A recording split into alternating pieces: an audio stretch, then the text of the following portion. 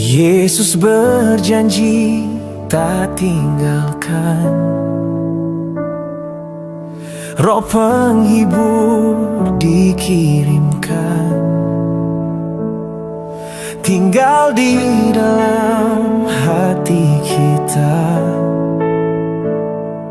menuntun dalam kebenaran. Tuhan Yesus adalah Tuhan yang ajaib. Dia mampu membaca akal pikiran para murid. Dia tahu apa yang ada dalam benak hati pikiran para murid. Untuk itu dia memberikan penegasan, jangan gelisah hatimu. Bisa dibandingkan dari ayat 1 sampai ayat 14. Percayalah kepada Allah, percayalah kepada Bapa. Yang berikan penegasan kepada murid. Justru dalam kebimbangan, ketakutan mereka yang mau berpisah, Tuhan Yesus juga memberikan tanggung jawab yang tidak mudah kepada para murid. Apakah engkau mengasihiku?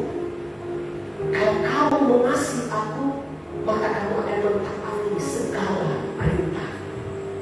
Aku ada di dalam kamu, kamu ada di dalam aku. Aku hidup dan kamu pun hidup. Tinggal sesaat lagi aku bersama dengan kamu. Aku akan kembali dalam kemuliaan. Tapi satu hal, janji kemenangan kepada para murid. Tuhan tidak membiarkan para murid sebagai seorang yatim piatu, tetapi Ia menganugerahkan Roh penolong, Roh kebenaran, atau Roh Kudus Tuhan. Ketika Tuhan kembali dalam kemuliaan, pada saatnya nanti Ia juga akan datang ke dalam dunia ini dalam kemuliaan yang kudus. Di sanalah kita semua nanti tanpa terkecuali Bapak Ibu akan bersama menghadapi pengadilan Tuhan.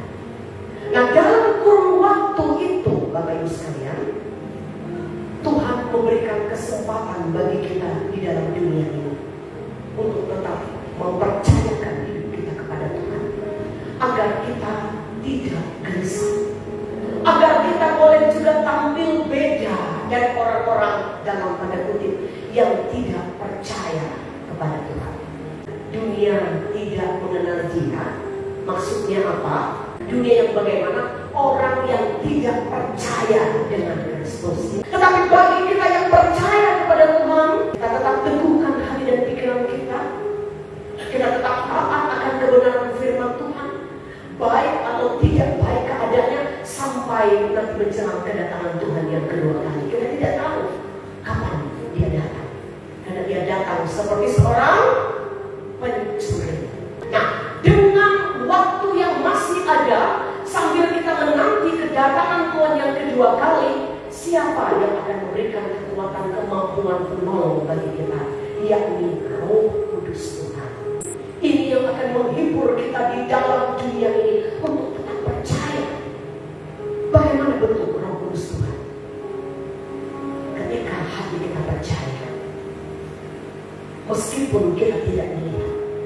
Berbahagialah orang yang percaya meskipun dia tidak melihat. Di sana Roh Kudus Tuhan itu bertahta memenuhi hati dan pikiran kita. Ketika kita datang pada saat ini dalam penuh kerinduan, dengan penuh keyakinan, kita datang untuk memuji menyembah Tuhan. Kita percaya itu adalah pekerjaan Roh Kudus Tuhan yang menuntun kita. Ketika pada kesempatan ini kita dimampukan melayani dalam segala keterbatasan kita. Ketika kita datang pada kesempatan ini mencari wajah Tuhan, kita percaya kita ada, kita hadir, kita bisa beribadah pada kesempatan ini. Itu karena Roh Kudus Tuhan yang bekerja di dalam hati dan pikiran kita. Kita memang tidak melihat, tapi kalau kita percaya, maka Roh Kudus Tuhan itu bekerja secara dahsyat dalam ibadah kita, dalam pujian dan penyembahan kita. Meskipun pada saat ini dalam kegalauan, dalam kegelisahan kita, dalam persoalan dan pergumulan kita, tetapi hati kita tertuju kepada Tuhan. Kita percaya di sana Roh Kudus Tuhan akan memampukan kita kuat.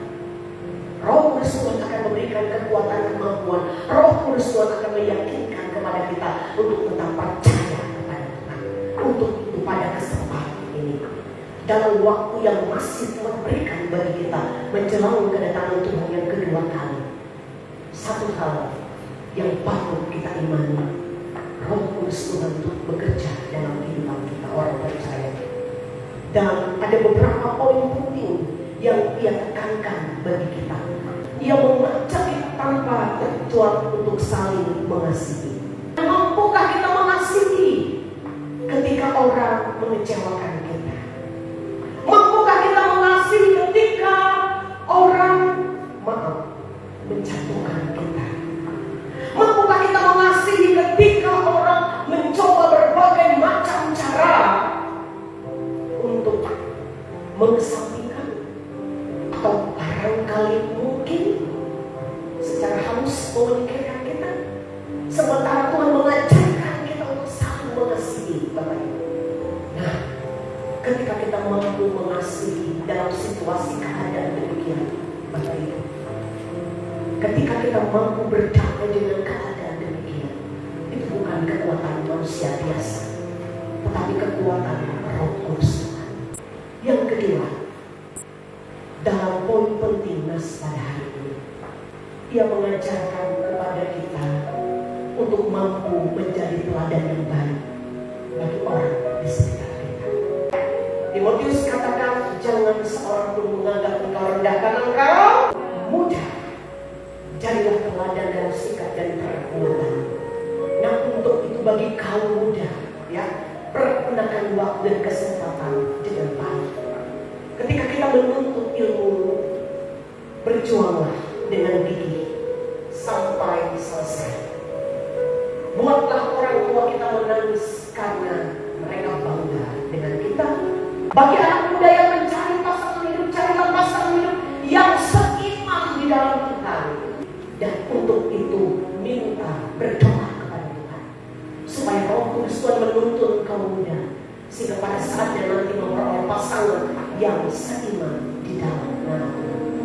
Kita juga berdoa sekarang ini tidak bisa kita menutup mata. Ada banyak persoalan-persoalan pelik bagi kaum muda yang bisa saja merampas dan gereja. Nah, untuk itu kami mengajak kepada kaum muda, luangkan waktu Anda untuk beribadah memuji muliakan nama Tuhan. Baik dalam ibadah minggu, baik dalam ibadah seksi plan remaja, seksi plan pemuda, dan pada kesempatan ini tidak saja mengajak kita untuk mengasihi, untuk tentunya menghargai dalam setiap waktu anugerah Tuhan, tetapi kita boleh juga melayani Tuhan dalam tugas tanggung jawab kita masing-masing. Untuk itu bersukacitalah kita, karena di dalam dunia ini kita tidak sendiri, tetapi Roh Kudus Tuhan yang akan memberikan kekuatan kemampuan. Ia akan menolong kita untuk tetap percaya. Ia akan memampukan kita di tengah persoalan dan pergumulan kita. Ia juga akan memberikan ketangguhan iman dan percaya bagi kita, hingga kita tetap berpengharapan kepada Tuhan. Cari Tuhan, maka kamu akan hidup. Dan kita percaya pertolongan Tuhan ajaib akan bekerja, memberikan berkat dan sukacita bagi kita sekalian. Roh Kudus, Kau hadir nyata, penghibur di setiap langkah. Tak sendiri kami berjalan, karena Kau beserta.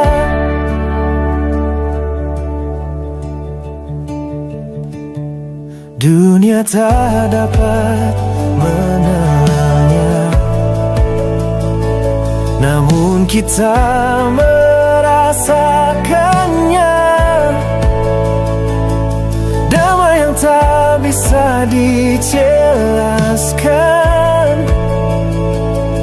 mengalir dari surga.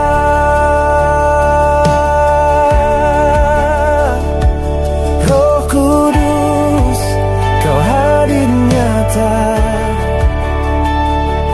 penghibur di setiap langkah. rasa